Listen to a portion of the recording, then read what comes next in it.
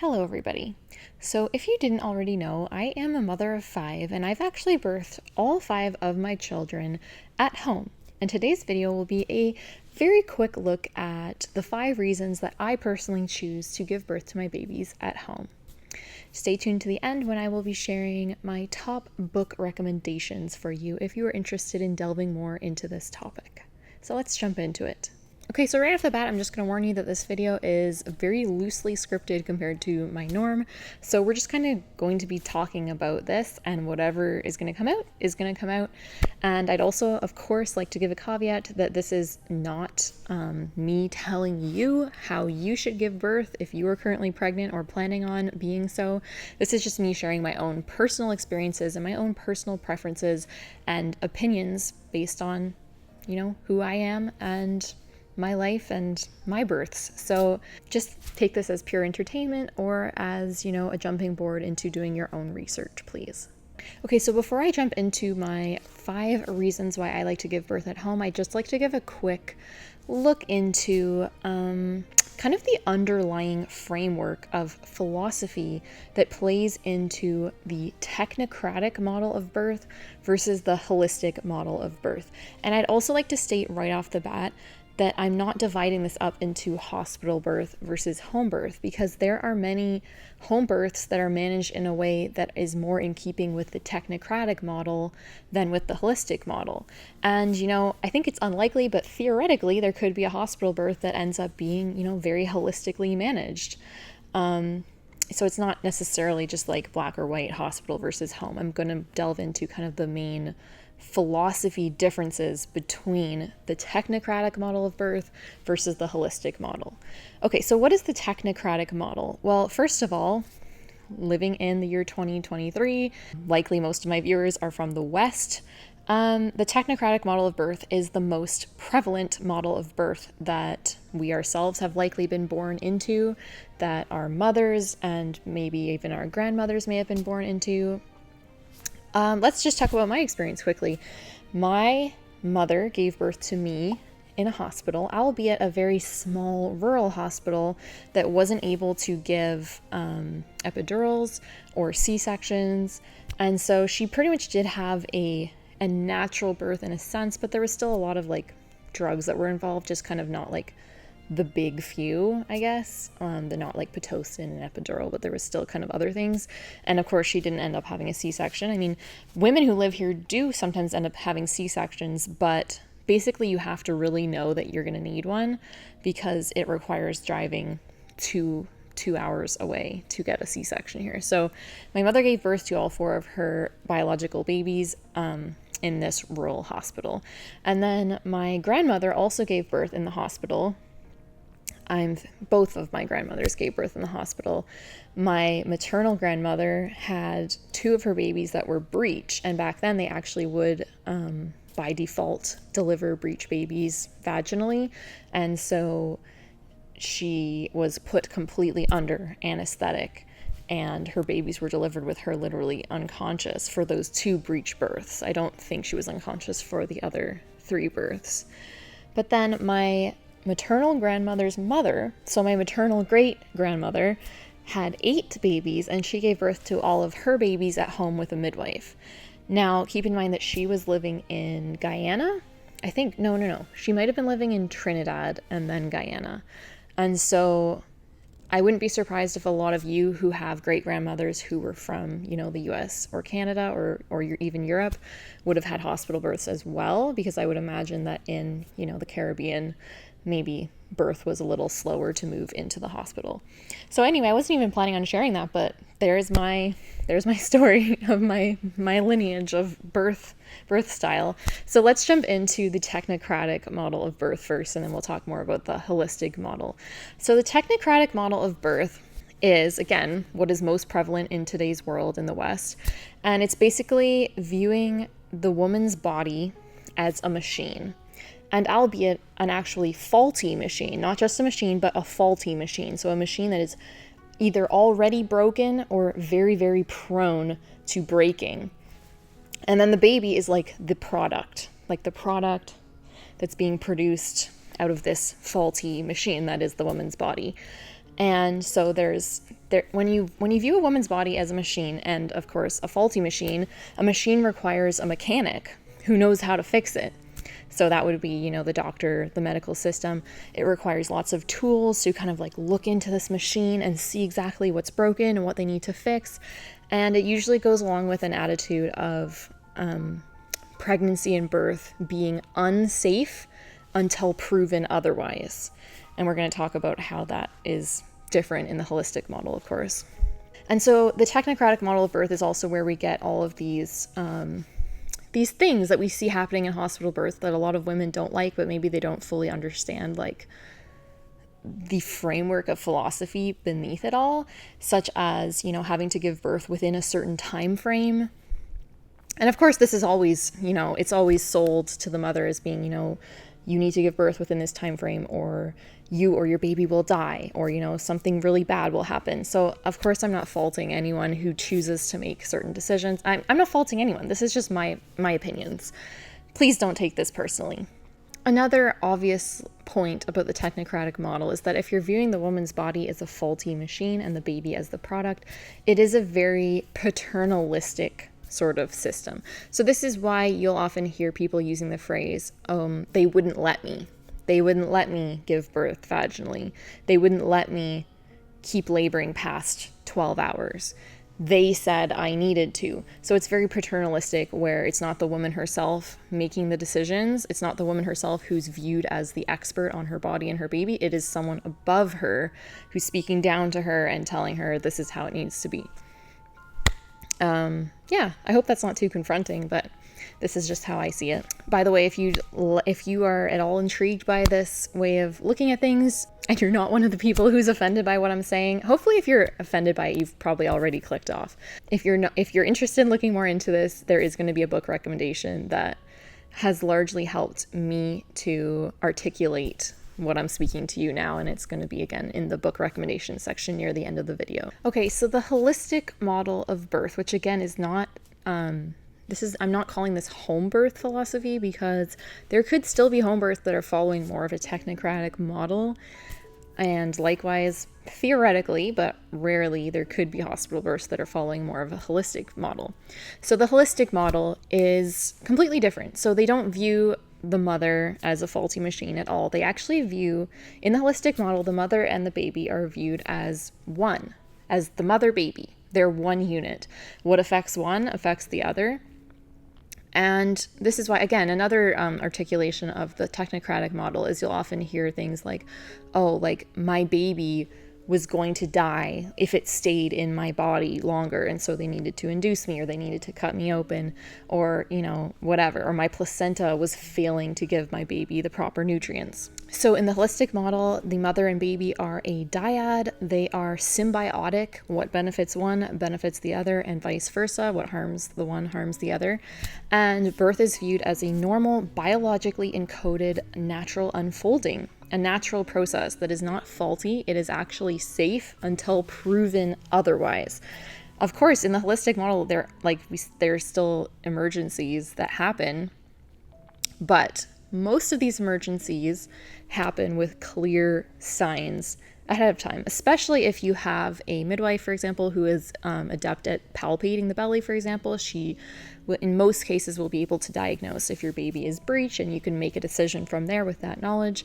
And then other complications like placenta previa, for example, is usually accompanied by profuse bleeding at a point at which it's not normal to have profuse bleeding. And so it indicates, okay, maybe there's a problem, maybe I should go seek help. So again, in the holistic model, they don't view the hospital as evil at all. The hospital is there for a good reason. Just like if you get in a car accident, yeah, you're going to want to go to the hospital. But they just don't view the hospital as the default place that is the most beneficial for birth to occur, because birth is a normal, natural unfolding. It's basically viewed the same way as any other biological event, going to the bathroom or making the baby in the first place. Imagine how it would have felt if you had to conceive your baby in an unfamiliar environment with bright lights shining on you and strangers all around watching you and instructing you as to how to do it. I know it's a very kind of like vulgar comparison, but that's honestly the best way I can think to explain my feelings about why I choose to give birth at home, in privacy, in safety, with no strangers around me, no bright lights shining on me, unless of course I want a bright light on. That's what I'm trying to say. So remember I said the technocratic model is very paternalistic. Well, in a true holistic model of birth, it is the opposite. The mother is basically the authority of her body and her baby, and she is the one who's literally physically and emotionally and psychically in touch with her baby. So she is the one who is most in tune with what needs to happen. If birth is still safely able to happen at home, or if maybe she should seek more help, if maybe there is a problem going on and she needs to go get an ultrasound, if maybe she needs more protein in her diet during her pregnancy, things like that. So in a true holistic model, the woman, the mother, should always be looked to as the primary authority, since it's her body that's giving birth and it's her baby, and her baby are one unit, and she is the one who's most in touch with her body and her baby and what needs to happen. Another big part of the hormonal or the holistic model of birth is that birth is viewed as primarily simple. So in the technocratic model, birth is viewed as an emergency, as a very dangerous situation, like basically equivalent to if someone was in a head-on car collision and they need immediate medical attention. That's essentially the same energy that accompanies how they view birth in the technocratic model. It's an emergency. All these things need to happen to make it be safe, because in its normal state, it is unsafe unless you are in a hospital, or an operating room surrounded by personnel and machinery and all of those things. So in the holistic model, birth is viewed as primarily safe and simple, unless proven otherwise. Again, of course, complications occur. It's just that these are the exception and not the rule. If you look at the technocratic model and, you look at stats of, for example, how many C-sections are happening, something is awfully wrong when over a third of women are needing to have their bodies cut open to have their babies safely retrieved out of them. That is not biologically normal. And I'm not trying to confront anyone who had a C-section. Again, this is just me stating my opinions, and apply it how you will. So in the holistic model of birth, they also talk about something called the hormonal blueprint for birth. And this is a term that I believe was coined by the Dr. Sarah Buckley, and I will be recommending a great book by her in the book recommendations section. So the hormonal blueprint of birth is basically understanding the way the hormones of birth work and what conditions are most conducive for the normal biological unfolding of birth to happen, and what environments are harmful to that. So again, in the technocratic model, they kind of just view birth as an emergency no matter what, and there's not really any belief in the fact that your environment and what's happening around you and how people are treating you and looking at you and speaking to you and touching you can actually affect your birth. They don't really believe that the birth will be any different based on those factors, or at least, there may be like a lip service to this, but in essence, it's not really given much respect. Whereas in the holistic model, they do believe that birth has sort of an ideal number of factors that should be in place for it to unfold properly, just like what I was saying before.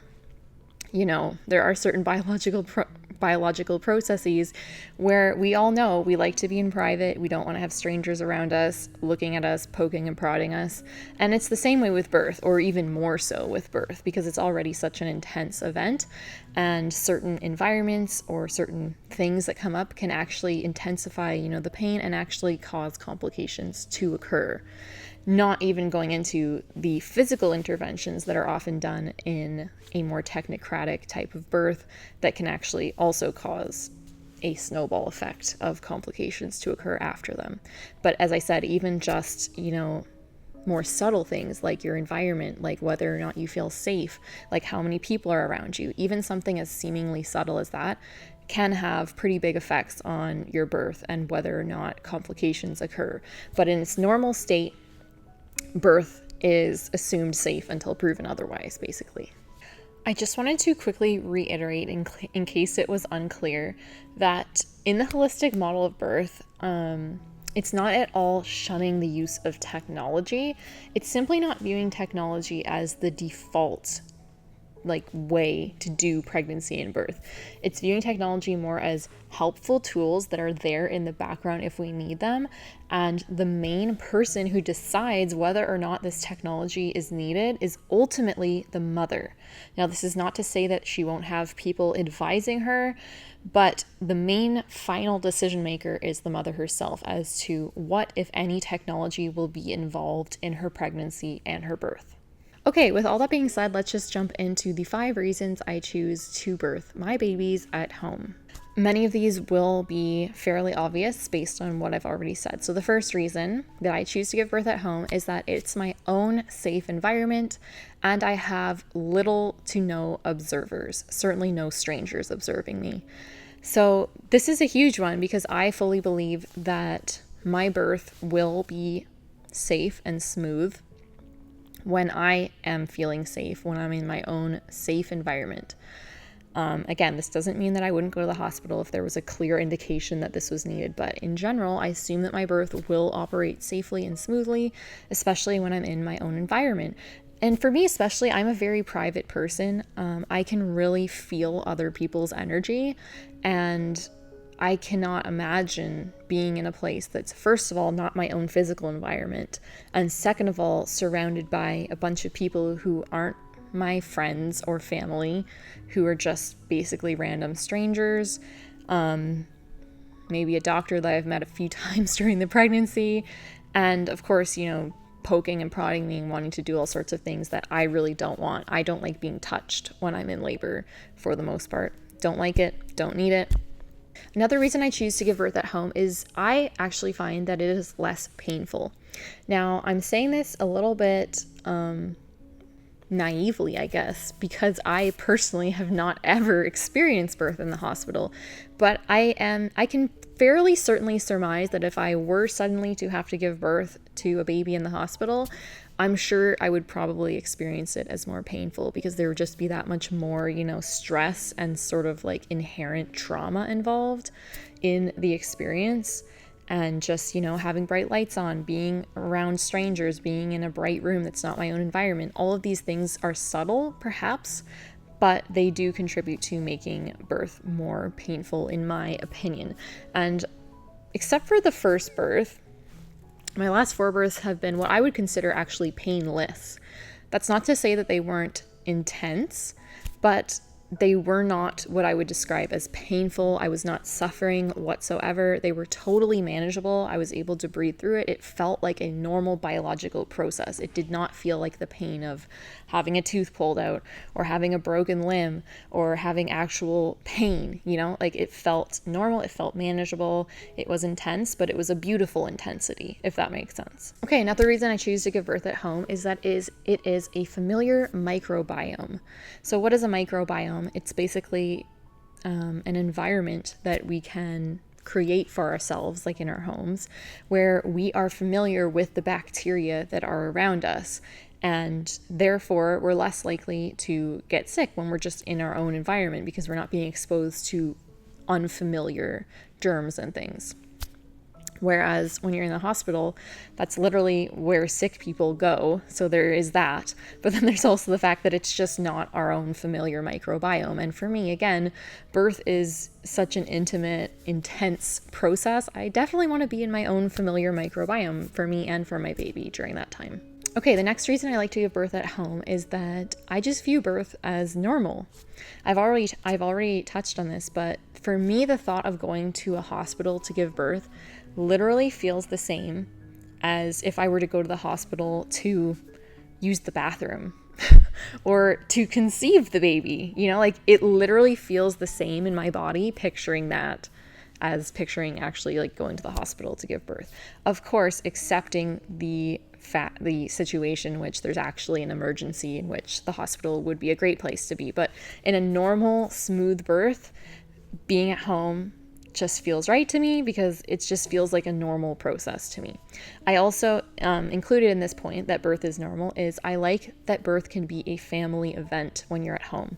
So when you give birth in the hospital, if you look at it from the kid's perspective, let's say you have older children, it's kind of just like, oh, mommy and daddy leave, And then they just come back with this baby, and it's this very kind of like cold and sterile experience.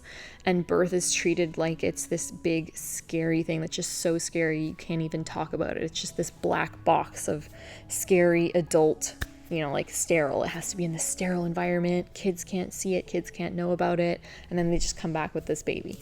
Of course, I'm making generalizations here. I'm sure there are many people who give birth in the hospital and they try to include their children in the process as much as possible, even if it's just, clearly talking to them about what's going to happen. But I just prefer giving birth at home, and my kids they're not necessarily like with me while I'm laboring and birthing, mostly because all of my 4 last births have actually happened at night while my kids were sleeping. But as soon as the baby's born, they tend to all wake up because they hear baby crying, or they just sense that something has occurred, and they all wake up and they come in and meet their new sibling, and it's just so beautiful. And I just remember my last baby's birth, which happened in March. My midwife prepared me this beautiful herbal bath, and I was in the bath holding my baby, and my older baby, my 2-year-old, who had been the youngest up until then, came up, and he was just standing next to the bath and looking at me and the baby, and I just felt this sense of pure bliss and peace, and just such a beautiful feeling, being in my home, surrounded by my family, in my own bathtub, being cared for and pampered. It was just lovely. Okay, the last reason I like to give birth at home is kind of a funny sort of tongue-in-cheek point, which is one of the most common things that I hear from people when I explain that I gave birth at home is, "You're so brave." And of course, I just kind of nod and say, "Yeah, I guess." But inwardly, I'm always thinking, actually, I think you're kind of brave for giving birth in the hospital, because it's just a difference of perspective. For me, I actually feel safe and comfortable with birth. That's not to say that it's easy or that it's not intense, but it feels like a familiar friend to me. I enjoy giving birth. Like, it's not this horrible, terrible, horrific, dangerous seeming thing to me. It feels normal, yet intense. It's a beautiful intensity, but it's familiar, and I love giving birth and like the transformation, the journey that it takes me on as initiating me into this new phase of motherhood, of being a mother to this new baby and our family expanding. So in other words, I am a lot more scared of the negative things that can happen in hospital births than I am of birth itself. So that's why I don't consider myself to be brave for having home births. For me, it actually just feels like the wimpy decision. Actually, I am so wimpy. I would never want to give birth in the hospital because I don't want to have to go through the things that quite frequently happen there in hospital births. And I do feel safe with birth when it's in my own home. So I feel brave. I feel not brave giving birth at home. In other words, I'm more scared of what could happen in hospital births than I am at home. And again, this is not commenting on the situation in which, a person actually needs to go to the hospital for an emergency. This is just, in general, in my own personal preference when birth is happening smoothly and normally, which does happen most of the time. Okay, so let's finish up with my book recommendations for you if you're at all interested in delving more into this topic. So this is not listed in order of importance or anything like that. These are just some book recommendations that I thought of that I have really enjoyed over the years. So the first one is called Childbirth Without Fear. It's by Grantley Dick Reed, and this is considered kind of a natural childbirth classic. It was written in the 50s. Grantley Dick Reed was actually, of all people, a male obstetrician. He was British, but he basically wrote this very revolutionary book and came up with this revolutionary approach to birth. And it primarily dealt with the topic of pain in birth, because although people today still very much view birth as being inherently horrifically painful, people say, oh, birth is the most painful thing you'll ever experience. It's trying to compare it to men, they'll say, oh, it's like peeing out a watermelon and all these things. I haven't experienced birth like that myself. And a big part of that, actually, I chalk up to having read this book fairly early on in my childbearing journey. So this book mainly talks about the topic of pain in birth and whether or not pain is inherent in the birth process or whether it's actually something that's been added due to our mindset of fear or control, which then leads to physical tension in our body, which essentially is analogous to fighting against the birth process. So you'll have to read it to learn more, but it's also just very beautifully and very poetically written. And he actually put this into practice with his own clients. He would do a series of, teaching and training his mother clients in the art of relaxation, deep muscle relaxation during their pregnancy. And he would explain to them about how birth didn't need to be inherently this horrifically painful thing. But he would always say, when you're in labor, if you are feeling pain at all, please don't hesitate to, put on this mask and take in this whatever gas it was to help with pain relief that they were using at that time. And he said that 99% of his clients did not use the mask at all in their birth. And he would tell them, if you feel pain, please use the mask, because he didn't believe that a woman should feel pain in birth. And 99% of them did not use the mask because I guess they just didn't feel it was necessary. They didn't feel in horrific pain. So that's the cool thing about his work. It actually was applied with thousands of women and clearly had pretty good results. Not that this is like a results-based thing, of course, but basically it's just a beautiful book to read, and I highly recommend it for anyone, whether or not you're planning a home or a hospital birth, because this guy, all his clients were giving birth in the hospital, I'm pretty sure. So it's not really, just one or the other. Oh, one more note about this book is I actually read it between my first and second pregnancies, and so this was the first thing that sort of led me down the path of believing that, hey, maybe birth doesn't have to be this horrifically painful thing, because my first birth definitely had been horrifically painful. The contractions felt like being in hell. That's what it felt like to me. But by the second, and no, I do not simply chalk this up to it not being my first birth anymore. My second birth was completely painless, zero pain. It was not even intense, actually. That was my one birth that was not even intense. And one of the things I did was, of course, reading Childbirth Without Fear, but I did a ton of other inner work and relaxation and psychological techniques, basically, to release fear. And I did hypno babies religiously during that pregnancy. And my second birth was completely painless, not even intense. And then my 3 births since that one have been painless also. Maybe more on the intense side, but still not what I would define as painful. Okay, the next book is called Gentle Birth, Gentle Mothering by Sarah Buckley. She's the doctor I mentioned earlier who coined the term of hormonal blueprint for birth. And yeah, her book is just a great read. She really delves into each of the different common interventions that are done in pregnancy and birth, and basically talking about things you might want to be aware of surrounding them, and then also talking about the hormonal blueprint for a smooth and easy and beautiful birth without complications. So that's a great read as well. She's a mother of 4. Okay, the next recommendation is actually 2 books, but they're both written by, you may guess it, Ina May Gaskin. So the first one is called Spiritual Midwifery, and the next one is called Ina May's Guide to Childbirth. So Spiritual Midwifery is actually, I think, the first pregnancy/birth book that I read in my first pregnancy. Now, I do not wholeheartedly agree with everything in this book. So Spiritual Midwifery is basically a bunch of birth stories written by many different mothers that were all living on this essentially hippie commune that was led by Ina May's husband, Stephen, I think his name was. And Ina May sort of by default became one of the main midwives in this community. And so the book is a compilation of all these different birth stories. So I don't agree with all of the practices that were done in these births. They were still sort of coming out of an age of very, very technocratic birth in the mainstream culture.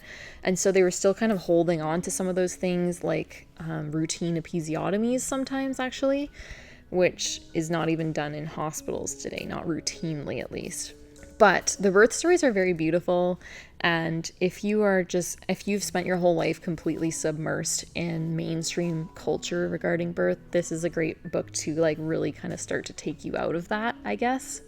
And then her Guide to Childbirth was written much later, I believe, and it's more of a sort of beginner friendly. Like, it's not gonna necessarily scare you away as much as spiritual midwifery, because I guess I should mention spiritual midwifery, they were all hippies, right? So it does use a lot of sort of psychedelic sort of language. I've actually really enjoyed that, even though I'm not that type of person per se. I certainly wasn't when I read it. I still really enjoyed it, but it could definitely scare off people, I could see. So the Guide to Childbirth is more of a like accessible book that, you know, is broken up into different topics and things like that. Okay, the next book recommendation is Birth as an American Rite of Passage by Robbie Davis Floyd. This book is amazing. I think everybody should read this book. Like, pretty much everybody should read it. Davis Floyd was an anthropologist, and she wrote about birth as an American rite of passage. So she's the one who really well articulated the concepts of the technocratic model of birth versus the holistic model, and breaking down the big philosophical differences between those two, and then going on to break down most typical hospital births in order of all of the interventions that occur in the births, and explaining from an anthropological point of view how these interventions are actually forms of ritual indoctrination in a way. I know this sounds really like bizarre if you've never been exposed to this way of thinking before, but it's a great read, and I just think you should read it. I don't know if it's still in print, but you can definitely find yourself a used copy. If I can find a link, I will put it in the description. I will have all of these books linked, by the way, in the description for you. But yeah, great read. Highly recommend. Okay, the last book recommendation is another book that is definitely out of print, but you should still be able to find a used copy. It's called The Captured Womb by Anne Oakley. I have actually only read this book the once. I got it through interlibrary loan years ago because I think it was actually recommended in the back of Birth as an American Rite of Passage, and I thought it sounded interesting. So I got it through my library and I read it the once. And even though I just read it one time several years ago, it's one of those books that has really stuck with me. Not so much necessarily in remembering the exact phrases or words that were used, but just in the overall changing of my way of thinking, I guess, about things.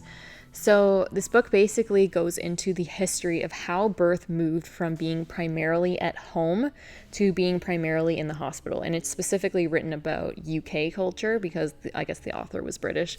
So basically everything she says about the UK, you can just kind of like speed it up a bit for the American versions, because in America, birth moved into the hospital actually a lot sooner than it did in the UK. So it's a great book. I want to read it again now, actually. It's so good. And it basically also questions this belief of whether or not birth outcomes have actually been improved by, you know, an increase in interventions during pregnancy or birth, or whether birth outcomes have simply improved due to improved general nutrition in the world and you know, sanitation and things like that. It's a great book also. The two ones that I'm recommending the most are the ones that are out of print, I'm pretty sure. But yeah, so those are my book recommendations, and that's all I had to say to you today about home birth.